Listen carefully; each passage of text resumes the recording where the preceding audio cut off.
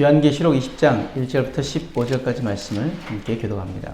또 내가 보매 천사가 무저갱의 열쇠와 큰 쇠사슬을 그의 손에 가지고 하늘로부터 내려와서 영을 잡으니 곧 jet뱀이요 마귀요 사탄이라 잡아서 천년 동안 결박하여 무저갱에 던져 넣어 잠그고 그 위에 임봉하여 천년이 차도록 다시는 만국을 미혹하지 못하게 하였는데 그 후에는 반드시 잠깐 노일이라. 또 내가 보자들을 보니 거기에 앉은 자들이 있어 심판하는 권세를 받았더라. 또 내가 보니 예수를 증언함과 하나님의 말씀 때문에 목뱀을 당한 자들의 영혼들과 또 짐승과 그의 우상에게 경배하지 아니하고 그들의 이마와 손에 그의 표를 받지 아니한 자들이 살아서 그리스도와 더불어 천년 동안 왕노릇하니 그 나머지 죽은 자들은 그 천년이 차기까지 살지 못하더라. 이는 첫째 부활이라. 이 첫째 부활에 참여하는 자들은 복이 있고 거룩하도다.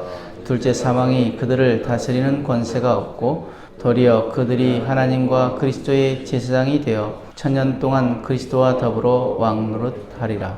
천년이 참에 사탄이 그 옥에서 놓여 나와서 땅의 사방 백성 곧 곡과 마곡을 미혹하고 모아 싸움을 붙이리니 그 수가 바다의 모래 같으리라. 그들이 지면에 널리 퍼져 성도들의 진과 사랑하시는 성을 두르매 하늘에서 불이 내려와 그들을 태워버리고 또 그들을 미혹하는 마귀가 불과 유황못에 던져지니 거기는 그 짐승과 거짓 선지자도 있어 세세토록 밤낮 괴로움을 받으리라.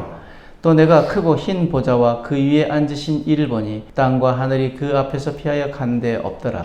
또 내가 보니 죽은 자들이 큰 자나 작은 자나 그 보좌 앞에 서 있는데 책들이 펴 있고 또 다른 책이 펴졌으니 곧 생명책이라. 죽은 자들이 자기 행위를 따라 책들에 기록된 대로 심판을 받으니 바다가 그 가운데서 죽은 자들을 내주고 또 사망과 음부도 그 가운데서 죽은 자들을 내주매 각 사람이 자기의 행위대로 심판을 받고 사망과 음부도 불못에 던져지니 이것은 둘째 사망 곧 불못이라. 누구든지 생명책에 기록되지 못한 자는 불못에 던져지더라. 아멘. 지금 우리는 인류의 역사 가운데 가장 중대한 하나님의 계획 앞에 서 있습니다. 그것은 바로 천년왕국입니다. 요한계시록 20장은 종말론 가운데 가장 논쟁적인 장이지만 동시에 우리에게 분명한 진리를 알려줍니다. 그것은 하나님의 나라는 이미 시작되었고 완성을 향해 달려가고 있다는 사실입니다. 그리고 그 나라를 사모하는 자만이 그 완성의 기쁨에 참여할 수 있다는 것입니다. 하나님 나라를 위해서 살아가는가 아니면 이 세상 나라에 붙잡혀 살고 있는가? 오늘 우리는 이 질문 앞에 정직하게 서야 합니다. 먼저 2절 말씀에 영을 잡으니 곧 jet뱀이요 마귀요 사탄이라 잡아서 천년 동안 결박하여 라고 말씀합니다. 예수님의 초림으로 사탄이 이미 결박되었다고 말씀하십니다. 주님은 이 땅에 오셔서 복음을 전하시고 십자가에서 죽으시고 부활하심으로 말미암아 하나님 나라의 문을 여셨습니다. 그리고 그 나라의 통치는 지금도 계속되고 있습니다.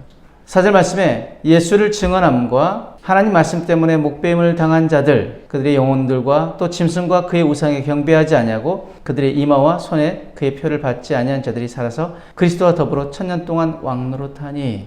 여기서 말하는 천년은 문자적으로 천년을 말한다기보다는 예수님의 초림과 그리고 재림 사이에 이 땅의 교회 시대 전체를 상징합니다.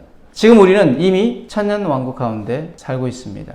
하나님 나라는 지금 우리 가운데 임했습니다. 주님은 지금도 보좌에 앉아 계시며 믿음의 사람들은 그분과 함께 다스리고 있습니다. 문제는 우리가 이 하나님의 나라를 그 통치를 온전히 우리가 보고 있느냐는 것입니다. 그리고 그 나라를 위해 살고 있느냐는 것입니다.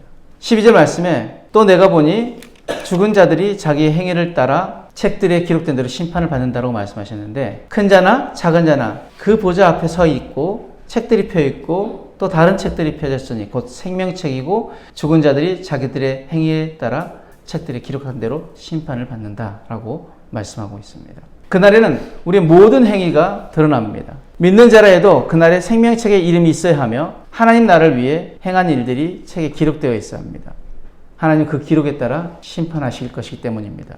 그렇다면 우리는 이 땅에서 어떤 삶을 살고 있는지, 정말 하나님 나라를 위해 살고 있는지, 주님의 뜻을 이루며 살고 있는지, 아니면 나의 욕심이나 나의 성공, 나의 만족을 위해 살아가고 있는지. 6절 말씀에 첫째 부활에 참여하는 자들은 복이 있고 거룩하도다. 둘째 사망이 그들을 다스리는 권세가 없다라고 말씀하시는데 예수 그리스도를 믿고 죽은 자들은 첫째 부활에 참여합니다.